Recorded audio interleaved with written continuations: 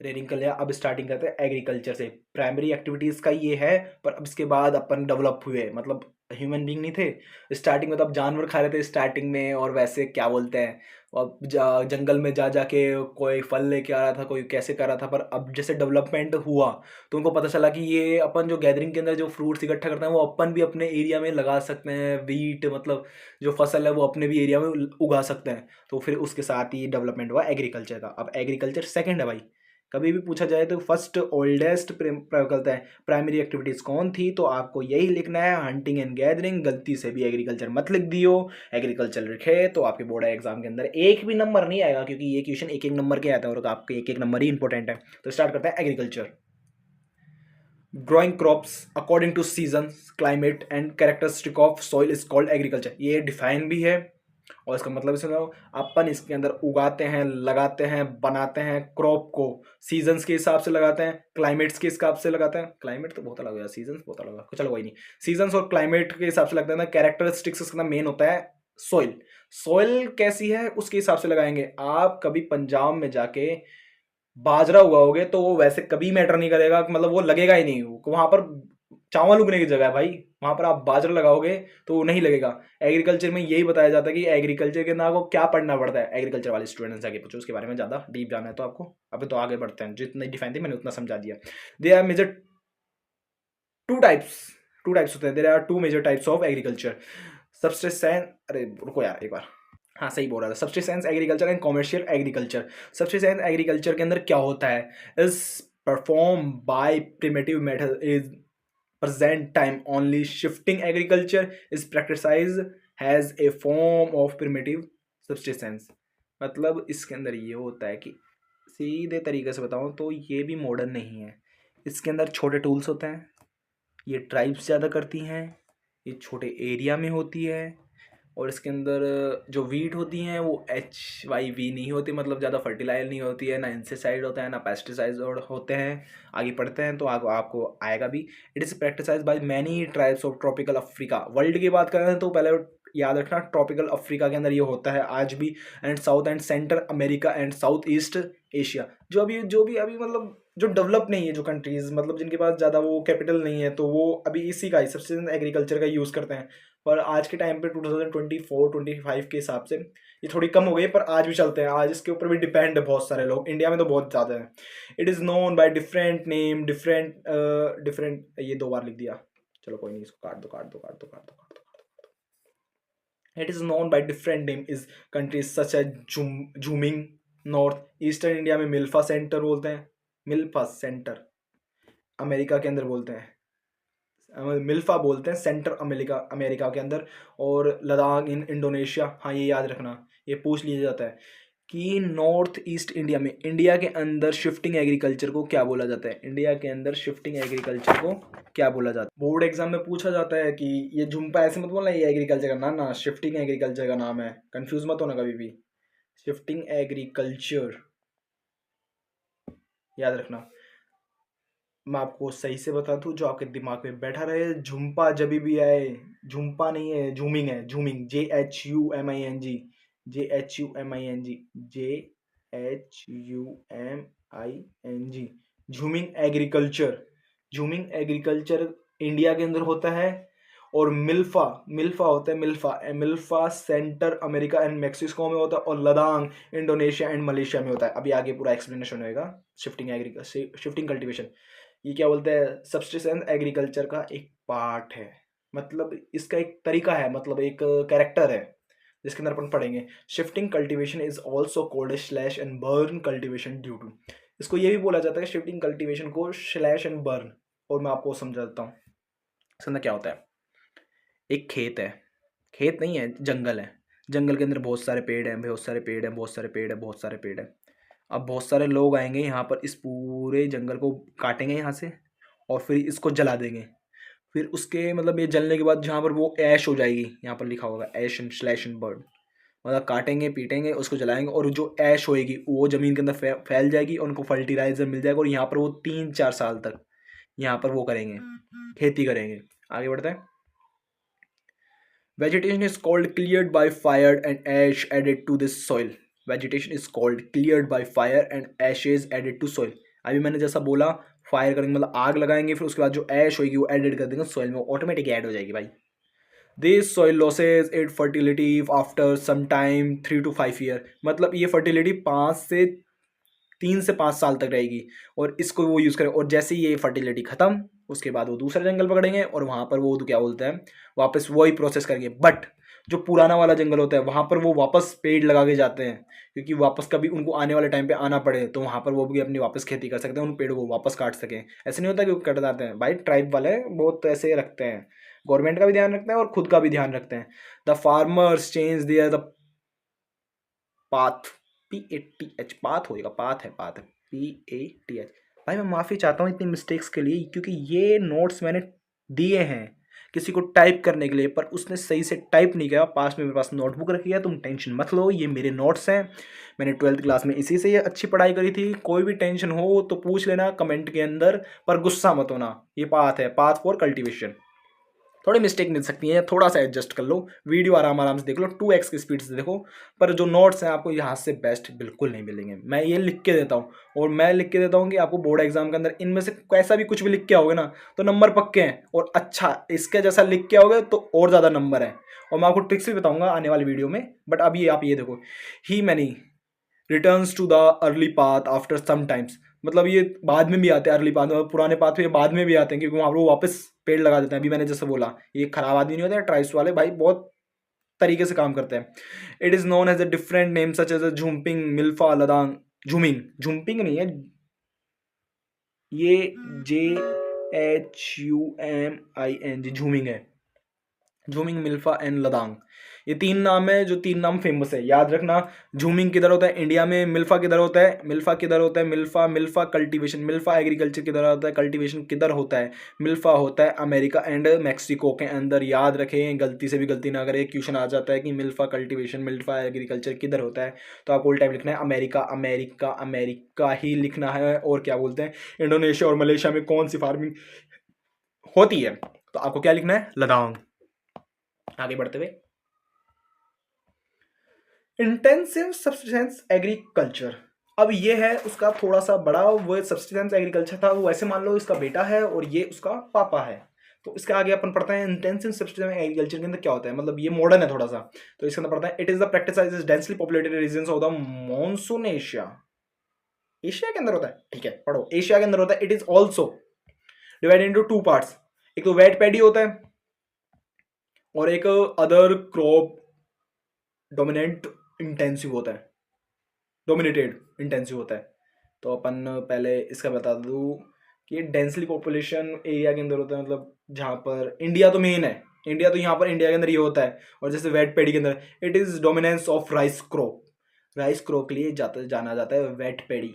Punjab, like Punjab, Punjab world की बात हो रही है, पर अभी मेन आ गया, एशिया पे आ गया, तो एशिया की बात करेंगे, क्योंकि एशिया के अलावा और किधर होता भी नहीं है, क्योंकि वहाँ पर जो अमेरिका है वहाँ पर बहुत सारा लैंड है, पर इंडिया के अंदर पॉपुलेशन इतनी है कि अपन लैंड ही नहीं बचा, अपन छोड़े नहीं, और जो है जो बंजर है, खराब है, पेड़ है, जंगल है, और कहाँ पर बहुत सारे रेस्ट्रिक्शन है।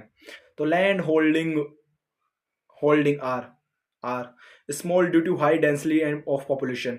Farmers work with help of family and make intensive use of land, मतलब फैमिली वाले ही इसको क्या बोलते हैं, यूज़ करते हैं, फैमिली वाले ही मैनेज करते हैं, कोई वर्कर्स नहीं होते। Limited use of machinery, machine का सबसे कम से कम यूज़ होता है। पहले वाले में था उसमें तो यूज़ ही नहीं हो रहा था, पर इसके अंदर थोड़ा कम यूज़ होता है। Farmers yard manure is use to maintain their fertility of soil, मतलब फार्मर्स जो भैंस फूस बकरी उकरी जो देते हैं फर्टिलिटी, वही उसको डाल देते हैं उस खाद को, और उसी से चलते हैं, कोई ऐसे नहीं है फर्टिलाइजर यूज करते हैं। In this agriculture per unit production is high but per labour person production is low. इसका मतलब यह है कि घर के 10 आदमी तो लगते हैं उस मेहनत के अंदर, मतलब उस खेती को करने के अंदर, उस खेती को करने में, मतलब उसके हिसाब से वो सफिशिएंट नहीं है, क्योंकि वो खेती 5 आदमी कर लेते ना जब सफिशिएंट था, पर वो 10 करते हैं तो उसके हिसाब से बहुत कम होता है इस इंटेंसिव के अंदर, इंटेंसिव सब्सिस्टेंस एग्रीकल्चर के अंदर। It is formed in coastal area and eastern part of river plains of monsoon Asia. ज़्यादातर तो ये रिवर्स के पास होता है, और इसके अंदर घर वाले लेबर करते हैं, फैमिली लेबर करते हैं इंटेंसिव सब्सटेंस एग्रीकल्चर। आगे बढ़ते हैं, इसका 2 पार्ट थे, अभी मैंने पढ़ा बताया था आपको। इंटेंसिव सब्सटेंस एग्रीकल्चर के अंदर divided into 2 parts, wet paddy, इसके अंदर वेट पैडी अपन ने पढ़ लिया है, और other commercial dominated intensive dominated intensive. एक बार वेट करो, मेरे को पता होगा उस नोट्स में सबको दिक्कत आ रही होगी, तो मैंने इसको थोड़ा चेंज करा। अभी मैं इसको थोड़ा अपडेट कराऊँ और मैं आपको थोड़ी देर के अंदर इस वीडियो को रिपीट भी कर दूंगा, जो आपको वीडियो दिख जाए। मतलब एक्सप्लेन नहीं, मतलब आपको वीडियो दिखा दूंगा। इसका स्क्रीनशॉट लो, ये परफेक्ट नोट्स है, इसके अंदर ज़्यादा मिस्टेक नहीं है। तो अपन फिर पढ़ते हैं। Rice is no grow dominate some of the region monsoon area due to the different relief climate soil and other factor. मतलब राइस हर जगह पे नहीं उगाई जाती है, क्योंकि राइस के लिए पानी चाहिए और वो किधर किधर पानी है नहीं। तो माउंटेन एशिया के अंदर डिफरेंट रीजन के अंदर थोड़ा क्लाइमेट का भी इशू है, सॉइल का भी इशू है, तो इसलिए राइस नहीं है। इसके अंदर राइस को छोड़ के सारी क्रॉप उगाई जाती है। Land holding are small due to the high density population, farmer works the help of the family and make intensive it is agriculture is per unit production is high but labour percentage production is, इसका same है, मतलब same है, ज़्यादा नहीं है, पर इसके अंदर इतना ही आपको डिफरेंस है कि बस इसके अंदर राइस नहीं उगाई जाती, वो भी some region climate soil and other factors के हिसाब से। उसके बाद so wheat soybean barley are growing these regions north China Korea north west India Japan. और ये क्या है, मच्छिया मच्छी MECHU वाले मचूरिया मंचूरिया मंचूरिया भी है क्या कोई इलाका? हाँ मंचूरिया, ये मत याद रखो यार, तुम कंफ्यूज हो जाओगे वैसे ही। तो आप तो ये याद रखो, Japan Korea north west India के अंदर उगाया जाता है। नॉर्थ वेस्ट, वेस्ट की साइड जाना भाई, इस साइड मत आना। तो इंडिया वीट इज़ ना growing in western part of the Indo-Gangetic plains and millets are known as a dry part of western south India.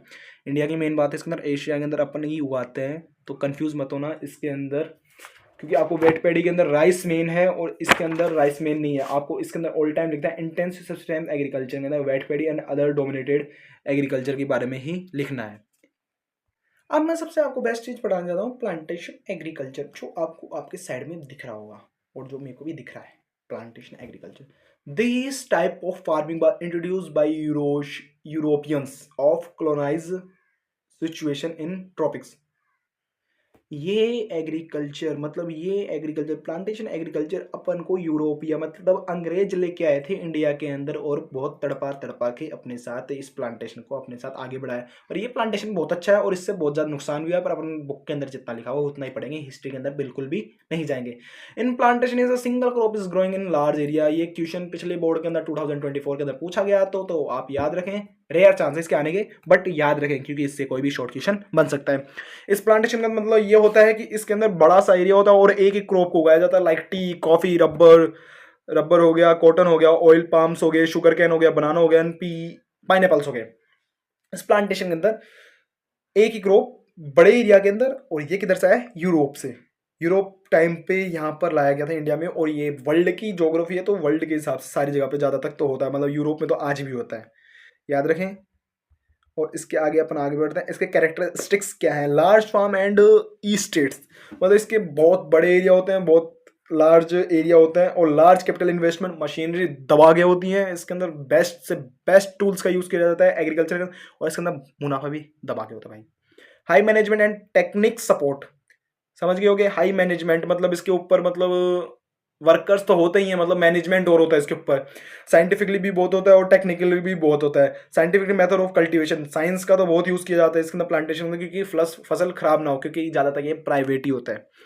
Single crop specialisation, एक crop को मेन रखा जाता है, लाइक टी तो मेन याद ही रखें, क्योंकि पिछले बोर्ड के अंदर ये 4 नंबर का क्वेश्चन आया था।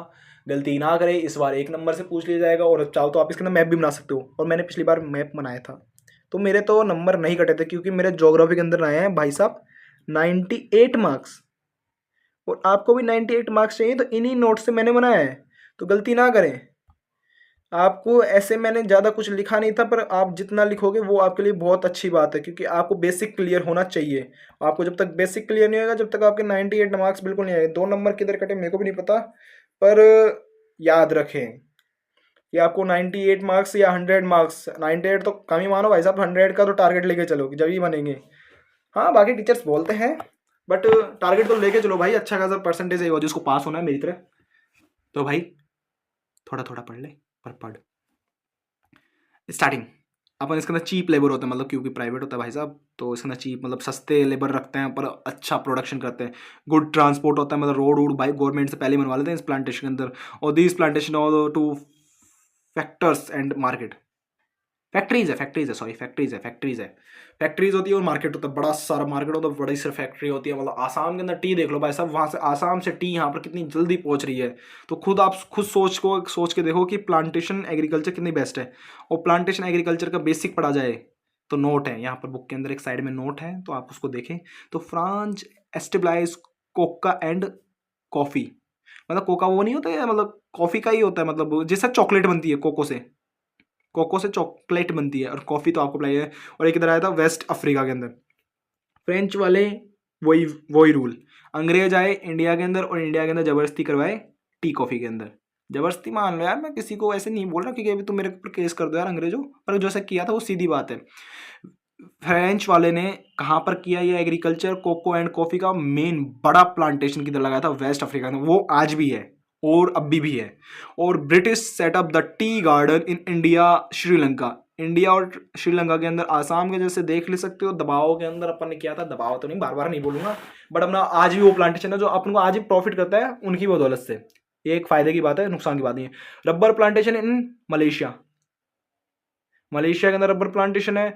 और स्पेनिश एंड अमेरिका के लोगों ने coconut and sugar cane plantation किया था फिलीपींस में। आगे है Dutch establish the sugar cane plantation in Indonesia, आज भी इंडोनेशिया के अंदर भाई साहब दबा के शुगर केन का प्लांटेशन है। और ब्राजील के अंदर क्या है, कॉफी फेजेंडस, हाँ याद रखो, पिछली बार 2024 के पेपर के अंदर फेजेंडस पूछा गया था कि क्या बोलते हैं ब्राजील के अंदर क्या बोला जाता है, मतलब कॉफ़ी को क्या बोला जाता है, तो फेजेंडस ही लिखना भाई साहब, फेजेंडस ही लिखना, फेजेंडस ही लिखना।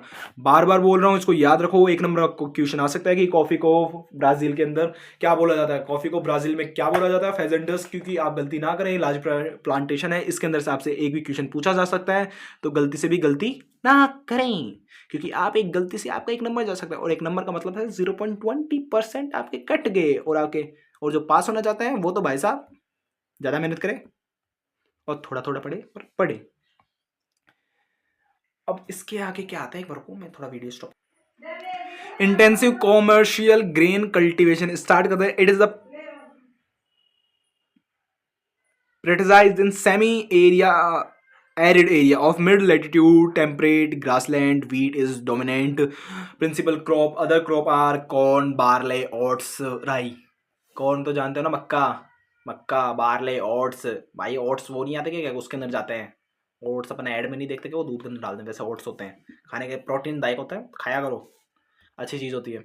एक्सटेंसिव कॉमर्शियल ग्रेन कल्टीवेशन के अंदर के कैरेक्टर्स पढ़ लेते हैं, क्या क्या होते हैं कैरेक्टरिस्टिक्स। आपको जब भी ज्योग्राफी के अंदर आंसर क्वेश्चन जैसे भी लिखो, तो आप उसको पार्ट्स में पॉइंट्स में लिखोगे तो आपको ज़्यादा नंबर मिलेंगे, पैराग्राफ्स में लिखोगे नंबर मिलेंगे बट कम मिलेंगे, क्योंकि टीचर को लगता है भाई साहब कुछ भी लिख दिया है। पर पार्ट्स में आप लिखोगे और जैसे थोड़ा गलत उलत भी लिख दिया तो आपको नंबर मिलने के चांस होते हैं। पर आप ऐसे बांटोगे, भाई कैरेक्टरिस्टिक लिख दिया, भाई मेजर एरिया लिख दिया, तो आपको नंबर मिलने के 99% चांस है।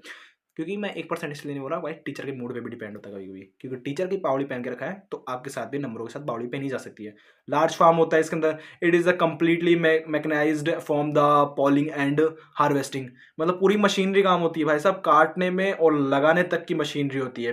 पर unit production low but productivity is high, मतलब छोटे एरिया, मतलब होता तो उसी तरीके से है बट लार्ज फार्म होते हैं, मतलब होता उसी तरीके से है, मतलब प्रोडक्शन तो दबा के होता है, मतलब प्रॉफिट के मोटिव से ही इसको करा जाता है प्लांटेशन को। और इसको क्या बोलते हैं, एक्सटेंसिव कॉमर्शियल ग्रेन कल्टीवेशन। ये किसी का पार्ट नहीं है, extensive commercial grain farming cultivation, ये एक अलग सेपरेट वो है, क्या बोलते हैं आपके इससे।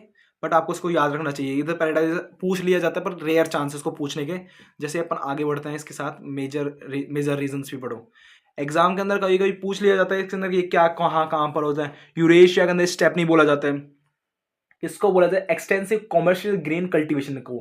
ग्रेन कल्टीवेशन को क्या बोला जाता है, ग्रेन मतलब मेन तो वीट जैसे हो आगे, पर इसके अंदर एग्जाम्पल के अंदर और हो गया, मतलब वीट तो डोमिनेंट है, वीट के लिए ही ग्रेन कल्टीवेशन होता है मेन। तो इसके अंदर कहाँ पर क्या क्या नाम से बोला जाता है, मेजर एरिया किस नाम से बोला जाता है, क्या बोला जाता है, यूरेशिया में स्टेपनी, अर्जेंटीना में पाम्स, और क्या बोलते हैं साउथ अफ्रीका में वेल्ड्स बोलते हैं, और क्या बोलते हैं कनाडा अमेरिका में प्रेरीज बोलते हैं, ऑस्ट्रेलिया के अंदर डाउन्स बोलते हैं। याद रखें, इससे एक नंबर का क्वेश्चन बन सकता है, और आपके एक नंबर बहुत इंपॉर्टेंट है क्योंकि 0.20% भी इंपॉर्टेंट है, ठीक है। अब इसके आगे आते हैं मिक्स्ड फार्मिंग के।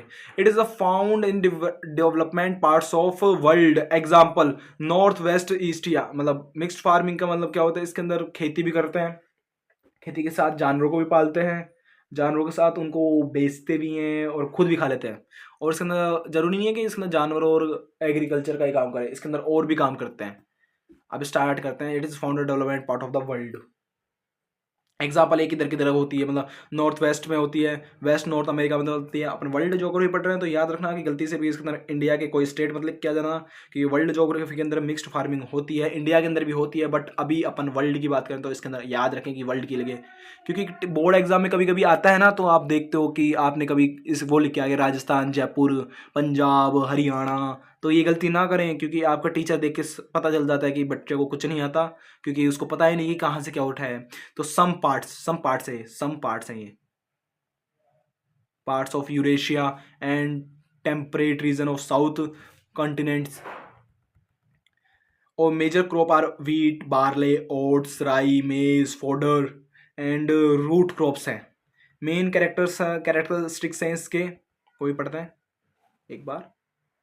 मिक्स फार्मिंग के मेन कैरेक्टरिस्टिक्स क्या हैं वो अपन पढ़ते हैं। मिक्स फार्मिंग में main characteristics animal husbandry, animal को पालना, crop cultivation and both are given equal emphasis. मतलब खेती भी करते हैं, और मान लो खेती से जो चारा है वो जानवर को डाल देते हैं, और जानवर से जो फर्टिलाइजर आया वो खेती के अंदर यूज ले लेते हैं। मतलब मिक्स फार्मिंग का बहुत ज़्यादा फायदा होता है जो भी करता है। तो crop rotation and intercropping is use to maintain soil fertility. मैंने जैसे बताया कि भाई जानवर से जो फर्टिलिटी मिली, मतलब फर्टिलाइजर मिला, वो उसको खेती में यूज लेता है। और जो जानवर के लिए जो खेती के अंदर वो घास फूस, गेहूं जो भी आता है, मतलब जो भी फोडर आता है, मतलब वेजिटेबल्स, वो जानवर को डाल देते हैं, उनसे दोनों काम हो जाते हैं। और farmers modern in size. Mix farming के अंदर अच्छे टूल्स का यूज किया जाता है। आगे भी अदर कैरेक्टरिस्टिक्स के अंदर देख लिया जाता है, वही लाइन बोली जाएगी। High expensive and machinery and building. Machinery बहुत महंगी होती हैं, बहुत अच्छी होती हैं, जो इस मिक्स फार्मिंग के अंदर यूज़ करी जाती है। Expensive use of the chemical fertiliser and green manure. समझे, मैं पता है समझ गए होगे इसको, क्योंकि केमिकल अच्छे यूज़ किए जाते हैं और ग्रीन मैन्योर तो बहुत ज़्यादा। Farming skilled and expert farmer. इसके अंदर ऐसे नहीं होता चीप मनी, इसके अंदर स्किल्ड होने चाहिए फार्मर, क्योंकि उनको पता होना चाहिए कि भाई साहब किस तरीके से क्या चीज़ यूज लेनी है। और मेन एनिमल्स होते हैं cattle, sheep and pigs. Kettles के अंदर गोट उट आ जाता है, टेंशन मत लेना। कभी ऐसे बोलो यार इसके अंदर ये क्यों नहीं आया, आप इसके अंदर अपने दिमाग से भी एक दो ऐड कर सकते हैं, कि आपको पता है कि मिक्स फार्मिंग में क्या क्या हो सकता है। और मिक्स फार्मिंग के अंदर आप जो लिखोगे ना, वो क्या बोलते हैं, वीट ऊट।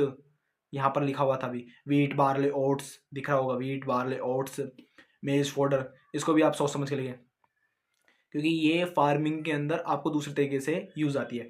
अब अपन आते हैं डेयरी फार्मिंग के अंदर। अब मैं बता देता हूँ डेयरी फार्मिंग में क्या है। It is most advance rearing of milch animals.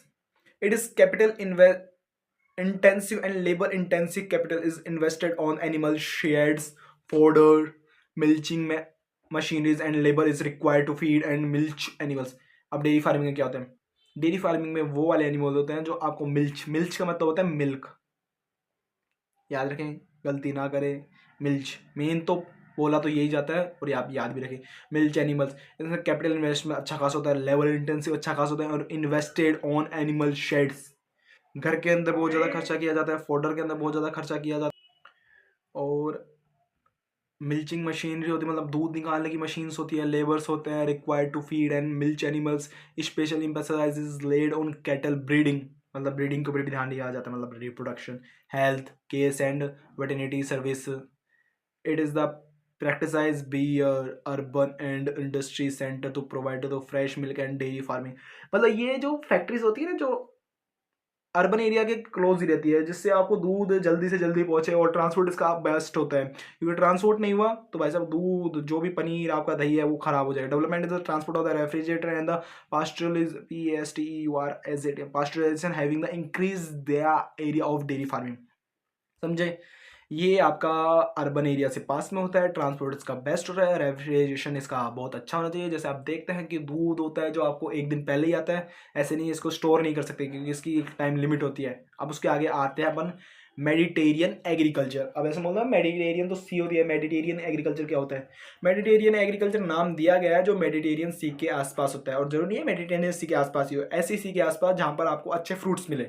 Like it is a practised in area Mediterranean seas, Europe and the North Africa towards Atlantic Ocean, South California, Central Chile, southwestern part of the South Africa, South and southwestern part of the Australia। ये क्या है easy language में? ये area के नाम है जो याद रखें आपको, लगभग 2-3 नाम याद रखें जो मेडिटेरियन सी के जो आसपास हैं, क्योंकि आप भूले ना, क्योंकि आपको लिखना जरूरी है, क्योंकि आपको नंबर चाहिए। तो आपको कुछ ना याद आए कम से कम ये लिख के आओ, क्योंकि आपके नंबर बने रहें। वर्ल्ड की बात कर रहा हूँ, इंडिया के नाम मत लिख देना, राजस्थान, पंजाब, कर्नाटक, तमिलनाडु मत लिख देना, गलती से भी वर्ल्ड की बात हो रही है। वर्ल्ड ज्योग्राफी पढ़ रहे हैं, याद रखें this regions are important supplies of the citric fruit like grapes, chips, olives and resins.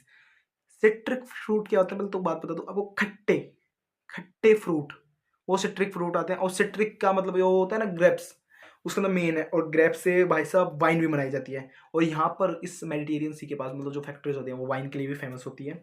वैसे जरूरी नहीं है, पर याद रखने के लिए एक अदर नॉलेज दे रहा हूँ। Cultivation of grapes is called viticulture.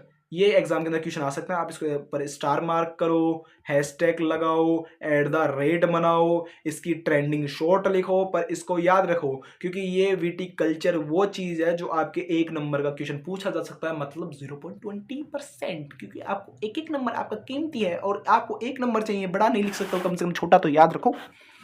इसके आगे याद करते हैं best quality wines. Best quality wines are produce here from high quality grapes. मतलब वाइन्स आ गया भाई, वाइन्स है मतलब यहाँ पर सबसे बेस्ट वाइन्स बनाई जाती है, याद रखो। लड़के तो सबसे पहले याद रखेंगे मेरे को जितना लगता है।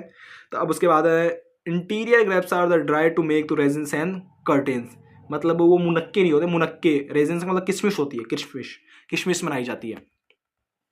किशमिश का याद रखें, किशमिश किशमिश। हाँ मैं पढ़ा रहा हूँ, रुको रुको रुको रुको, मेरे को थोड़ा सेटल हो जाने दो। हाँ, इसके आगे fruit and vegetables. Fruit and vegetables are growing in the winter season. Fruit and vegetable winter season के अंदर और in the great demand of the Europe and North America on market. मतलब इसके अंदर क्या पढ़ रहे थे अपन, सॉरी अपन पढ़े थे मेडिटेरियन एग्रीकल्चर के अंदर इसका वो भी उगाई जाती है, वेजिटेबल्स भी उगाई जाती है, मतलब ग्रो करी जाती है, उगाई उगाई नहीं, ग्रो करी जाती है। अब इसके आगे अपन पढ़ेंगे, याद रखें अपन ने जो भी पढ़ा है बेसिक उसको याद रखें। मेडिटेरियन के अंदर शॉर्ट के अंदर बता रहा हूँ, कंफ्यूज मतलब मेडिटेरियन यूरोपीय मेडिटेरियन अलग अलग इलाकों में हो जाती है, जो मेडिटेरियन सी के पास है। उसके बाद जो है वो सिट्रिक फ्रूट इसके अंदर मेन है, सिट्रिक फ्रूट इसके अंदर मेन है। ग्रेप्स को विटिकल्चर बोलते हैं, और क्या बोलते हैं इससे वाइन भी बहुत अच्छी फेमस बनती है यहाँ पर। और क्या बोलते हैं ग्रेप्स को सुखा कर ड्राई कर रेजिन मतलब किशमिश मुनक्के बनाए जाते हैं, मुनक्के बनाए जाते हैं। और यहाँ पर वेजिटेबल वेजिटेबल भी उगाई जाती है, लगाई जाती है यूरोप के आसपास, और ये फेमस है इस चीज़ के लिए फेमस है क्योंकि यहाँ पर सारी चीज़ें प्रोवाइड हो जाती है सही टाइम ले। अपन अब इसके बाद पढ़ेंगे मार्केट गार्डनिंग एंड हॉर्टिकल्चर। पहले बता दूं मार्केट गार्डनिंग क्या होती है और हॉर्टिकल्चर क्या होता है। ये दोनों सेम ही है, डिफरेंट नहीं है, कंफ्यूज मत होना। और इसके मैं अभी कैरेक्टरिस्टिक्स सारे समझाऊंगा आराम से, और चलते हैं अपन इसका आगे। Marketing gardening and horticulture, it is specialised in cultivation of high value crops like vegetable, fruit and flowers for urban market. Market gardening के अंदर मेन चीज याद रखो, हॉर्टिकल्चर फ्लावर्स के लिए होता है, मार्केट गार्डनिंग भी फ्लावर्स के लिए होता है, पर इसके अंदर मेन फ्लावर्स के साथ और क्या क्या चीज़ जाती है, vegetable and fruit. Valuable crop होती है भाई साहब, उस साइड बहुत ज़्यादा प्लांट होगा, टुलिप्स टाइप के फ्लावर है, अभी आएगा आगे स्टार्टिंग में। कैरेक्टरिस्टिक्स क्या है इसके, farmers are small in size, ज़्यादा फार्मर्स नहीं होते पर मैनेज अच्छा करते हैं। Farmers are located where the goods transport like with urban centres. इसके अंदर भी ट्रांसपोर्ट बेस्ट चाहिए क्योंकि आप ऐसे मॉडर्न टाइप की एग्रीकल्चर कर रहे हो, हॉर्टिकल्चर कर रहे हो, डेयरी फार्मिंग कर रहे हो, मिक्स फार्मिंग कर रहे हो, तो आपको उसके अंदर ट्रांसपोर्ट मैनेजमेंट लेबर्स सब बेस्ट चाहिए, स्किल्ड चाहिए। आगे आते हैं, it is the labour and capital intensive are cultivated. मतलब labour and capital intensive cultivate by सब स्किल सब बेस्ट होना चाहिए। Use the irrigation, HV seeds, fertilisers, insecticides, green house and artificial heating in cold region. मतलब जो flower होते हैं, मतलब ये ऊपर की साइड तो लगी है ना, तो इसके अंदर अच्छी वो सारी फैसिलिटीज़ होनी चाहिए क्योंकि जिससे आप क्लाइमेट को भी मेंटेन करके वो कहता है, अपने क्लाइमेट को भी मेंटेन करके रख सकें और आपको दिक्कत भी ना आए। और मेजर रीजंस कहाँ पर लगाए जाते हैं, मेन किधर किधर है भाई, वो भी तो याद रखो। डेंसली पॉपुलेटेड इंडस्ट्री डिस्ट्रिक्ट और north western Europe, north eastern USA, Mediterranean region and Netherlands is a famous for the flower. याद रखें, एक नंबर का क्वेश्चन आ सकता है, मैं आपको वापस बता रहा हूँ, एक नंबर का क्वेश्चन आ सकता है, 0.20% आपकी चाहिए। तो नीदरलैंड के अंदर ट्यूलिप, TULIP स्पेलिंग सही है, ट्यूलिप हॉर्टिकल्चर, ये हॉर्टिकल्चर नीदरलैंड के अंदर फेमस है। याद रखें, मैं बार बार बता रहा हूँ, नीदरलैंड के अंदर फेमस है, गलती ना करें। नीदरलैंड के अंदर ट्यूलिप टाइप के फ्लावर उगाए जाते हैं और वो फेमस है इसी चीज के लिए। अब इसके आगे आता है, अपन पढ़ेंगे ट्रक फार्मिंग। ट्रक फार्मिंग में क्या आता है वो भी बता देते हैं। ट्रक फार्मिंग अच्छी है और मैं मानता हूँ कि पिछली बार ये आया था क्वेश्चन, 2024 के अंदर ये क्वेश्चन आया था। क्योंकि आपको पढ़ना है, 0.2% चाहिए, तो ट्रक फार्मिंग को भी याद रखें, क्योंकि एक नंबर का क्वेश्चन पूछा जा सकता है, क्योंकि रिपीट भी होता है कभी कभी बोर्ड एग्जाम के अंदर question. This region which farmer specialise in vegetable only and distance between market and farmers is covered overnight with trucks, so it is called truck farming. Truck farming का मतलब ये होता है, इसके अंदर जो दूध भी आ गया भाई, दूध मान लो, वेजिटेबल मान लो, फ्रूट मान लो, ये है ना कवर्ड, मतलब कवर्ड ओवरनाइट, रातों रात ये ट्रांसपोर्ट होता है। इससे ज़्यादा टाइम लगा तो वो सब्जी खराब हो जाएगी, दूध फट जाएगा। जो ट्रक फार्मिंग का यही होता है कि जल्दी से जल्दी डिस्टेंस के पास मंडी उंडी और डेयरी के आसपास ही इसको रखता है, उसका ट्रांसपोर्ट बेस्ट होता है, इसको ही ट्रक फार्मिंग कहते हैं। आगे ईजी है, हार्ड नहीं है, आप कर लोगे, मैं समझ सकता हूँ। तो आगे बढ़ते हैं। Factory farming, it is the modern type of farming is the industry region of the western Europe and north area। Modern typing of farming समझ गए, इंडस्ट्री रीजन ऑफ वेस्टर्न किधर किधर होती है, यूरोप एंड नॉर्थ अमेरिका में।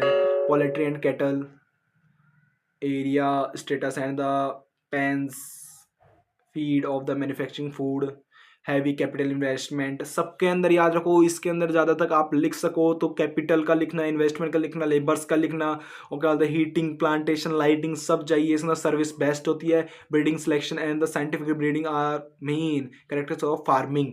याद रखना, notes सबसे बेस्ट हैं, तो आप कंफ्यूज ना हो। ये आपका खत्म होता है, मतलब इसका कुछ खत्म होता है, इसका एक और पार्ट है, मैं उसको वो बना दूंगा। तो अभी आप यहाँ तक पढ़े और मैं चाहता हूँ कि आप मेरे चैनल को सब्सक्राइब करें, फॉलो करें, शेयर करें, नोट्स अच्छे लगे तो भाई कमेंट भी करें। Thank you. हाँ बट मैं तुम्हें एक चीज़ बताना भूल गया, ये नोट्स सबसे अच्छे हैं, तो मैं इसको थोड़ा स्लो स्लो चला रहा हूँ, तो आप अपने स्क्रीनशॉट ले सकें। और इसमें मिस्टेक्स एक दो हैं छोटी मोटी, मतलब लाइक स्टार्टिंग में आ गए भाई साहब, ये देख लो, इकोनॉमिक्स, इसको सही कर लेना, कोई दिक्कत नहीं है, मैं धीरे धीरे ऊपर कर रहा हूँ, तो आप देखते जाना, स्क्रीनशॉट ले सकते हैं अच्छे तरीके से।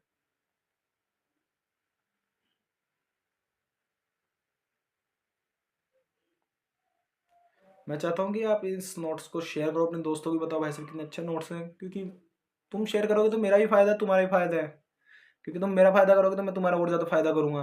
क्योंकि मैं बोर्ड एग्जाम के लिए ऐसे क्वेश्चन दिखाऊंगा जिसके आपको याद करने चाहिए और कैसे क्वेश्चन आ सकते हैं।